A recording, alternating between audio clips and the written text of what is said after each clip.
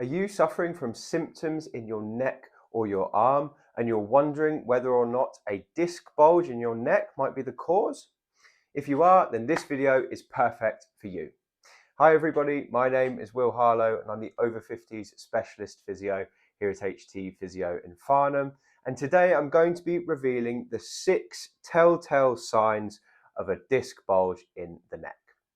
Now, before we dive into the content of the video, if you haven't already, please hit like on the video and subscribe to the channel, because then you'll be the first to hear about our new videos when they come out.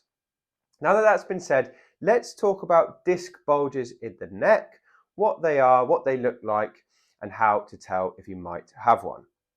So when we're talking about the discs, what we're really talking about are the structures that live in between the vertebrae in the spine. I'm going to show you exactly what I mean. So this is my model of the spine here, and usually in my videos we talk about the area down the bottom, the lumbar spine, but today we're going to be talking about what's going on at the top of the spine, in the neck. So the top of the spine, the top 7 vertebrae we call the cervical vertebra, okay, and these are the ones that make up the neck. So right at the top we have a vertebra we call C1, then we have C2, then we have C3, 4, 5, 6 and 7. Underneath C7 we have the thoracic vertebra which make up the middle of the back, and we call those T1, T2, T3 all the way down to T12. So this section here is where the neck is on this spine model, and if you look closely you can see that it's a very, very intricate area of the body. We've got smaller vertebrae, much smaller than we have down here in the lumbar spine, and in between these vertebrae we've got these things here which are the intervertebral discs, and basically what they are is tough outer shells of collagen fibers with a fluid center. You can almost think of them like a very tough jam donut. And if you can see on the model here, the other thing we have near the backs of the discs are the nerves. And these nerves, they start as part of the spinal cord, which you can see in the middle of the vertebra here. And at every level of the spine, at C1, 2, 3, 4, 5, 6, 7, you have a nerve that springs off. Now, in the diagram, these nerves are cut off here, but in real life, these nerves, they run to different areas in the body and the torso. And if we're thinking about the nerves at the bottom of the neck, so C5, 6, 7 and C8, because there's a nerve in between C7 and T1, these come out of the neck, they go through the armpit and they run down into the arm. Okay, and that's very important and we'll discuss why later. Now, as we get older, we can develop wear and tear to the discs that live between the vertebrae in the neck.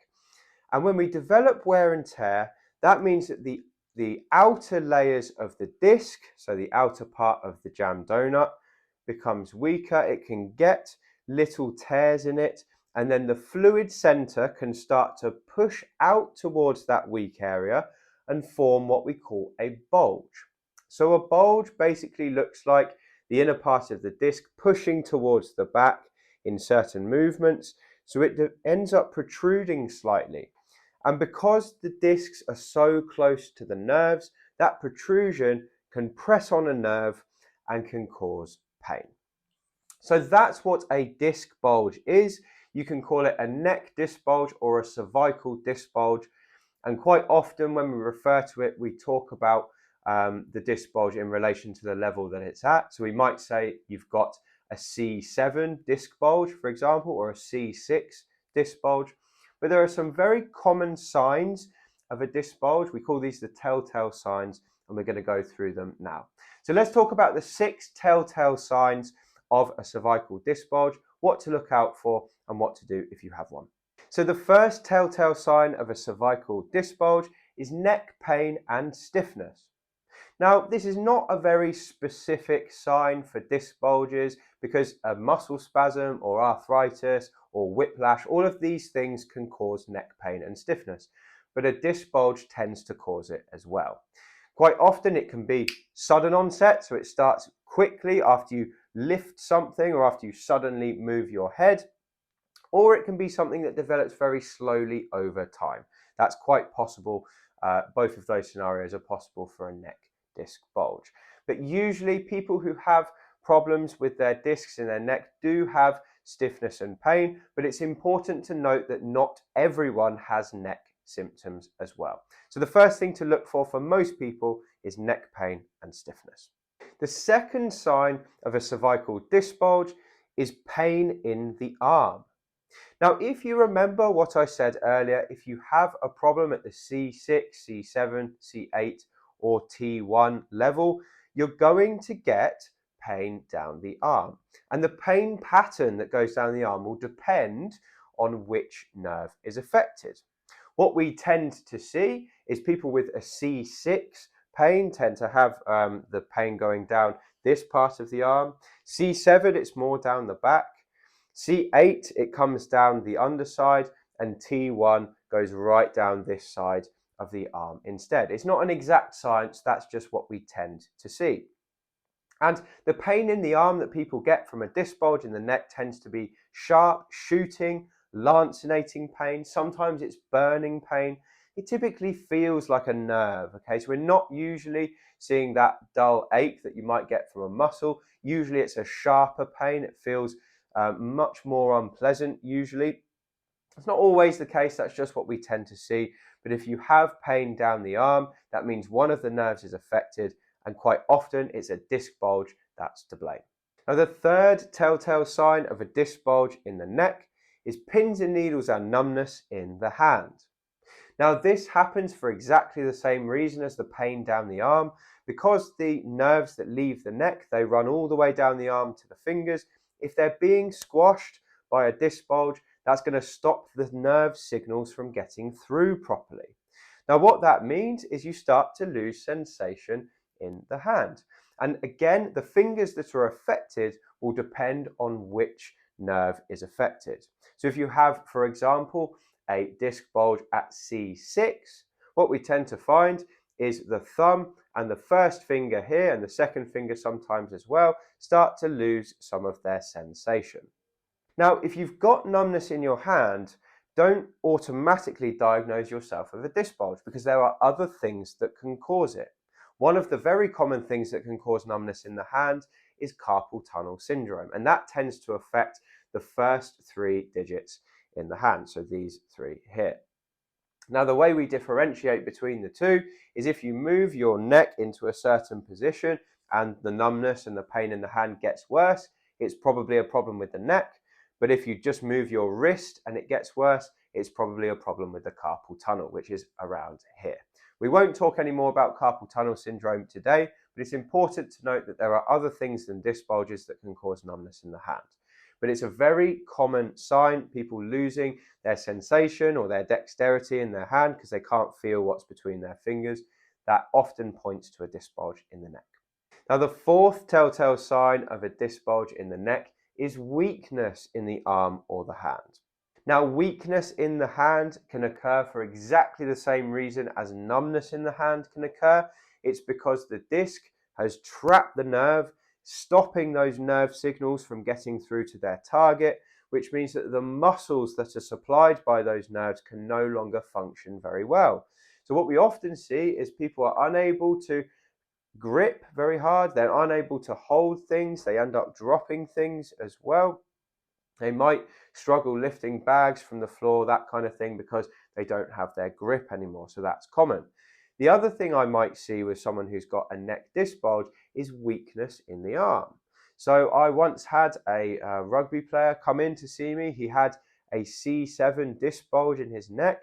And the way he found out he had this was because when he was trying to do the bench press, one arm was going up beautifully, the other arm couldn't shift the weight. And it was a very comfortable weight for him, so he was very worried about what was going on. The reason that was happening is because the nerve that supplied the triceps at the back of the arm was being squashed, so he lost all the strength in the triceps. Thankfully, his problem did improve, but that was one of the key things that helped us to identify the fact he had a disc bulge in the neck. Now, it's worth saying that if you have weakness in your arm or your hand, that is a sign that you should go and get assessed as quickly as possible. We try not to mess around with people who have severe weakness in their arm or their hand, and quick assessment is key for people with that symptom. So if that's you, make sure you go and get checked out. Now, the fifth telltale sign of a disc bulge in the neck is shoulder blade pain. So quite often I've seen clients who come in to see me and they say, my neck feels okay, but I've got this horrible pain around my shoulder blade. And the area that tends to be affected is this kind of zone here on the outside of the shoulder blade. And that pain can feel quite nervy. It can feel sometimes like a dull ache, but it's just a pattern I tend to see quite a lot with people who have a C6, C7, or a C8 problem. If one of those nerves are affected, they tend to get pain around their shoulder blade. So if you've got an unexplained pain around your shoulder blade that won't go away, it's possible that you've got a disc bulge in your neck. Now, the sixth sign of a disc bulge in the neck, and this is something we test in the clinic, is the pain is relieved by traction. Now, traction is the act of basically pulling the head away from the body. And what that does is it puts what we call a traction force on the neck. So it pulls the vertebrae away from each other and it takes the weight of your head off the discs. Now, why would this help? Well, the discs are pressurized. So the more pressure we have on the discs, the more they expand outwards and the worse a disc bulge can feel at the time.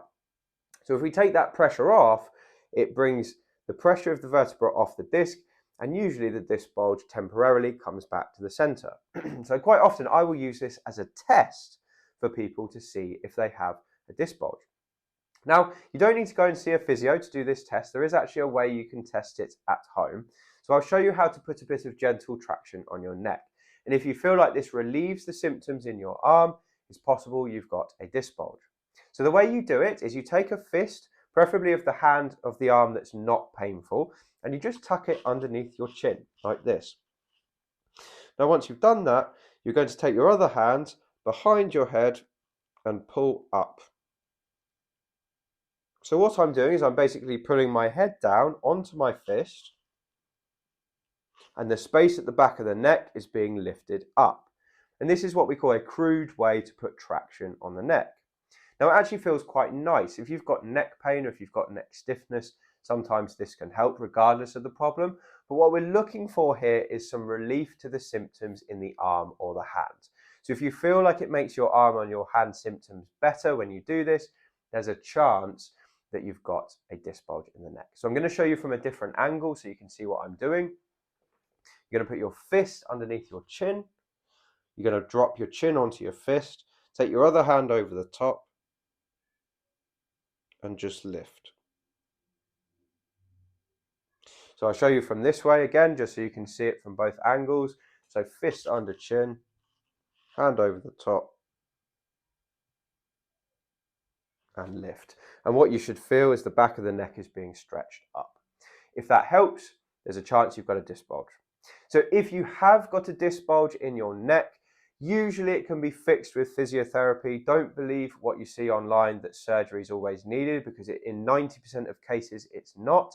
It should get better. The discs can heal back up depending on how bad the bulge or the herniation is.